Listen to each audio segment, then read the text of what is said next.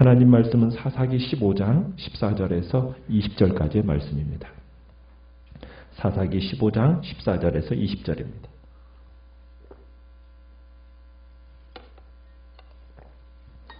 사사기 15장 14절 제가 먼저 읽겠습니다.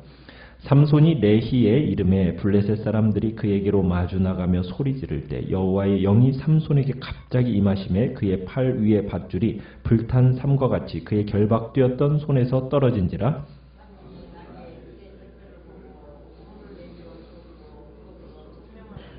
이르되 나귀의 턱뼈로 한 더미 두 더미를 쌓았으며 나귀의 턱뼈로 내가 1000명을 주겠도다 하니라.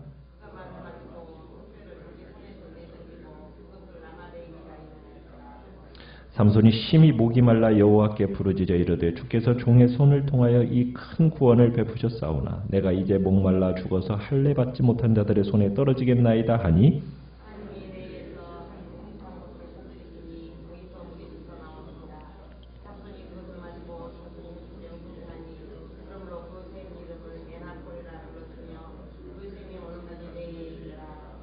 같이 읽습니다. 블레셋 사람의 때에 삼손이 이스라엘의 사사로 20년 동안 지냈더라. 아멘.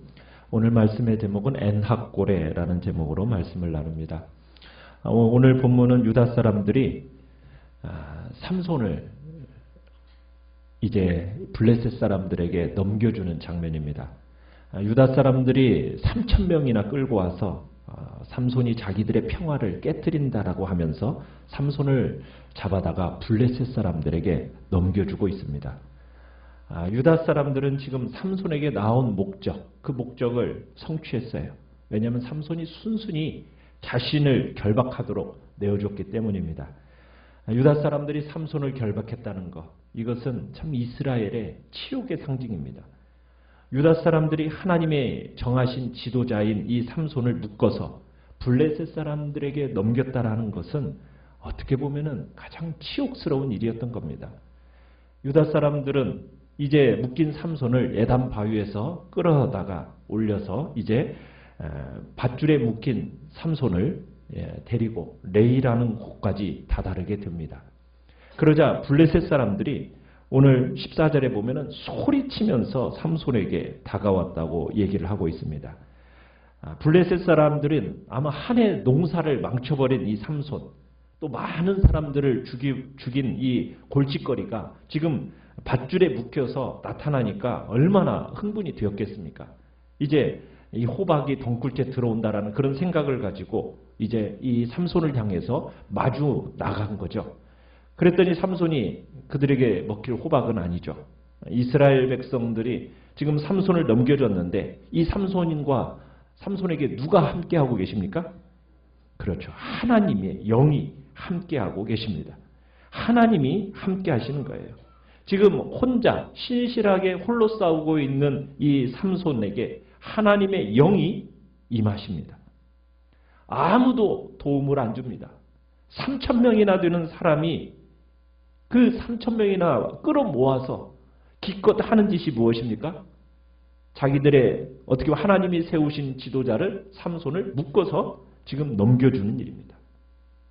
삼손이 묶여서 레이까지 오니까 지금 블레셋 사람들이 고함을 지르면서 뭐라고 했겠어요? 저놈 때려 죽이자 하면서 아마 다 같이 지금 뛰쳐나왔을 것입니다. 지금 뭐 여기서 우리가 후반부에 보겠지만 1000명 이상의 사람들이 아마 뛰쳐나왔겠죠. 블레셋 사람들이 소리지면서 나오는 순간에 24절에 하나님의 영이, 그죠? 하나님의 영이 삼손에게 갑자기 강하게 임하십니다. 여호와의 영이 삼손 위에 임하니까 손에 아무 무기도 없었는데 그냥 붙들려 왔을 뿐인데 그를 묶고 있던 새 밧줄이 어떻게 되었습니까? 마치 불에 탄 사물하기처럼 툭툭 끊어져 나간 거예요. 삼손은 다시 자유의 몸이 되었습니다. 그러다가 그가 휘두를 무기를 찾았어요. 자, 주변에 찾아봤더니 뭐가 있었어요? 싱싱한 당나귀 턱뼈입니다. 여러분, 그것을 붙들고 휘둘러 잡고 단숨에 블레셋 사람 몇 명을요? 1000명을 쳐서 죽였다고 얘기합니다. 여러분 턱뼈가 싱싱했다. 새 턱뼈라는 얘기는 뭐예요? 짐승이 죽은 지 얼마가 되지 않았다라는 얘기죠. 아직 뼈가 마르지 않았다라는 겁니다. 여러분, 마른 뼈가 무기가 됩니까? 마르지 않은 뼈가 무기가 됩니까? 마르지 않은 뼈가 무기가 되겠어요? 마른 뼈가 돼야 세게 사람을 쳐서 죽일 거 아니겠어요? 어떻게 마르지 않은 뼈는 굳지 않았기 때문에 단단하지 못한 겁니다. 지금 새턱뼈, 싱싱한 이 낙이 턱뼈는 마른 뼈보다 별로 효과적이지 못하다는 겁니다. 별로 효과적인 무기가 아니에요. 그러니까 무슨 얘기예요? 진짜 어이없는 무기로 블레셋 사람 1000명을 쳐서 죽였다는 얘기입니다. 이건 누가 하신 일이라는 얘기예요. 하나님이 하신 일이라는 것을 지금 상징적으로 보여주는 겁니다. 얼마나 기가 막힌 장면입니까? 제대로 된 무기 하나 없습니다. 그것도 마른 턱뼈도 아니요. 정말 물렁물렁한 새턱뼈입니다. 그 턱뼈 붙들고 1000명을 쳐서 죽였다. 이거 정말 기가 막힌 상황이 전개되고 있는 거예요. 그런데 여러분, 그 3000명은 어디 갔나요? 지금 유대 사람들이 자기를 넘겨줬는데 자기를 넘겨준 그 3000명은 지금 어디 가고 지금 삼손 홀로 싸우고 있는 거예요. 아무도 지금 삼손을 도와준 사람 한 명 없습니다. 삼손 혼자 블레셋 사람과 싸우고 있는 거예요. 아무도 싸우질 않아요. 결국 하나님의 은혜로 결국 싸워 이겼어요. 블레셋 사람을 1000명을 쳐서 죽이고서는 기뻐하면서 노래를 불렀습니다. 뭐라고 노래를 불렀습니까?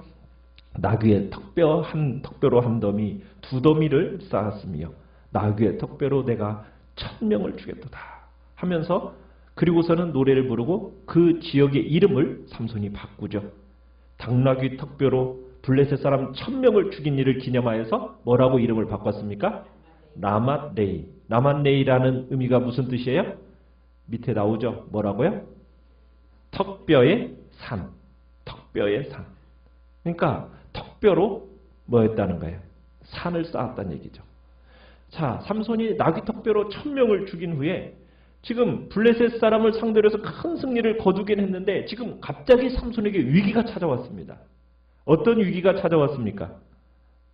지금 갈증으로 목말라 죽게 생겼어요. 여러분, 성령이 아무리 역사하셔도 사람의 힘이라는 것은 한계가 있는 거예요. 사람의 힘의 한계를 보여주는 거죠. 삼손이 갑작스러운 갈증을 느꼈어요. 그런데 마실 물이 있어요, 없어요? 마실 물이 없는 거예요. 삼손은 갈증을 견디다 못해서 하나님 앞에 부르짖습니다. 그러면서 삼손이 얘기를 하죠. 하나님께서 정말 자기의 손으로 구원을 베푸셨습니다. 이렇게 고백을 하고, 그런데 이제 갈증으로 인해서 이 무할례자인 블레셋 사람의 손에 내가 넘어가게 되겠습니다 하면서 하나님 앞에 호소를 합니다. 자, 하나님 앞에 부르짖는 이 삼손의 고백을 들으시고 부르짖음을 들으셨어요. 항상 그러셨듯이 하나님은 고통당하는 자, 그 백성들의 부르짖음을 외면하지 않으시죠. 하나님은 그 부르짖음에 응답하셨습니다. 자, 어떻게 응답하셨습니까? 그 땅에 샘을 터뜨리면서 삼손을 다시 회복을 시켜준 거죠. 지금 삼손이 죽음에 이르는 그 갈증을 해결할 수 있도록 하나님께서 어떻게 해요? 삼손을 살리시기 위해서 우물을 만들어 주셨다는 거예요. 자, 그 샘물을 마시고, 그 우물물을 마시고 정신을 차린 삼손, 그 샘의 이름을 뭐라고 얘기했습니까? 엔학고레, 이렇게 이름을 지었어요. 자, 엔학고레라는 뜻이 뭐예요? 밑에 또 나오죠? 부르짖는 자의 샘. 부르짖는 자의 샘이란 뜻입니다. 자, 삼손은 나귀의 턱뼈로 지금 1000명을 죽일 수 있었어요. 그러나 갈증은 도저히 참을 수 없었어요. 마치 광야에서 이스라엘 백성들이 하나님의 그 초자연적인 기적, 물의 공급으로 살 수 있었던 것처럼 지금 삼손도 하나님의 그 초자연적인 공급으로 살 수 있게 된 거죠. 그만큼 삼손 또한 연약한 인간이라는 것을 보여주고 있는 겁니다. 언약에 충실하시고 이스라엘을 긍휼히 여기사 기도에 응답하시는 여호와 하나님, 그분이 아니면 우리는 한순간도 이 생명 부재할 수가 없다라는 거죠. 우리 모두는 그러기에 부르짖는 자가 되어서 정말 하나님께 부르짖을 때 솟아나는 그 샘물의 그 영광들을 경험하는 복된 자리에 있기를 간절히 바랍니다. 자, 삼손이 다시 일어나서 이제 믿음의 싸움을 계속하게 됩니다. 20절에 보니까 이렇게 얘기를 하고 있어요. 삼손은 블레셋 사람들이 다스리던 시대에 20년 동안 이스라엘의 사사로 있었다. 이렇게 얘기하고 있어요. 여러분, 이방인이 이스라엘을 다스리던 시대에 여러분 사사로 활동한 사람은 삼손밖에 없어요. 지금까지 우리가 사사기를 보아오면서 사사들은 한결같이 이방인의 압제자들의 손에서부터 이스라엘을 구원하는 일을 했던 사람들이 사사였습니다. 그런데 삼손은 블레셋 사람들이 다스리던 이스라엘에서 사사 노릇을 했다는 거예요. 사사로서 활동을 했다는 거예요. 이방인들의 지배가 당연시되고 있었다는 거죠.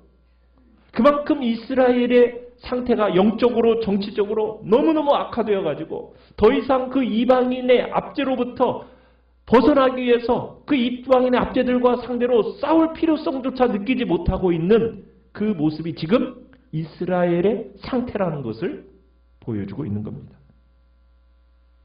믿음으로 싸워야 할 자리에서 믿음으로 바르게 싸우면은 하나님의 영이 임하면서 승리가 나타나는데, 그런데 믿음으로 싸우려고 하는 사람이 아무도 없고 지금 삼손 혼자 그렇게 싸워가고 있다는 거예요.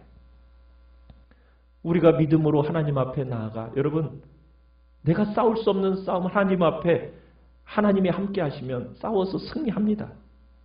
우리가 기진맥진할 수 있을 때, 지쳐 있을 때에도 부르짖으면 하나님께서 우리를 다시 소생시켜 주십니다. 우리는 그렇게 믿음의 증거와 믿음의 간증들을 만들어내야 됩니다. 그것이 바로 우리 성도들의 삶인 겁니다. 그런데 오늘날도 마찬가지입니다. 많은 성도들이 싸우려고 하질 않습니다. 자신들이 있는 그 싸움의 자리에서 싸우기를 결심하고 다짐하려고 하는 사람들이 너무 없는 그러한 시대를 살아가고 있습니다. 주님의 마음을 시원하게 하려는 사람, 정말 우리의 힘으로는 싸울 수 없는 이 믿음의 싸움을 성령의 도우심으로 싸우려고 하는 사람들, 기도를 통해서 정말 샘이 터지는 기쁨들을 맛보고 그러면서 싸움을 신실하게 감당하는 모습들을 보여줄 사람들을 하나님은 지금 찾고 계시는 거예요. 우리는 싸움을 멈추면 안 됩니다. 누군가가 나를 대신해서 싸우겠지라는 여러분 그런 기대를 가지고 살면 안 됩니다. 주님은 믿음의 신실한 싸움을 감당해내기를 원하시는 겁니다. 그럴 때 살아있는 영적인 부흥이 우리 모두에게 임하게 되는 겁니다. 여러분, 진리의 말씀을 따라 살기 위해서 우리 무엇과 싸워야 된다고요? 세상의 가치관과 피 흘리며 우리 피 흘려가면서 싸워야 되는 겁니다. 정말 싸워야 할 세상과 여러분 평화를 유지하기 위해서 싸움을 포기하고 살아가는 우리의 인생이 돼서는 안 된다는 거예요. 이스라엘 백성들은 지금 누구와 싸워야 되는지를 모르는 거예요.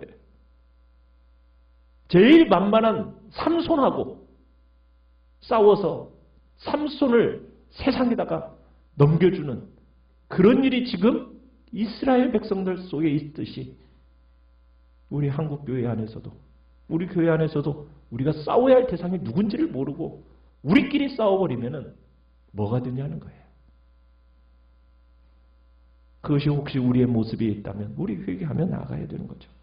믿음으로 싸워야 할 자리에 서서 믿음으로 바르게 싸워서 정말 승리의 증거를 만들어내는 자리에 우리가 있어야 된다는 겁니다.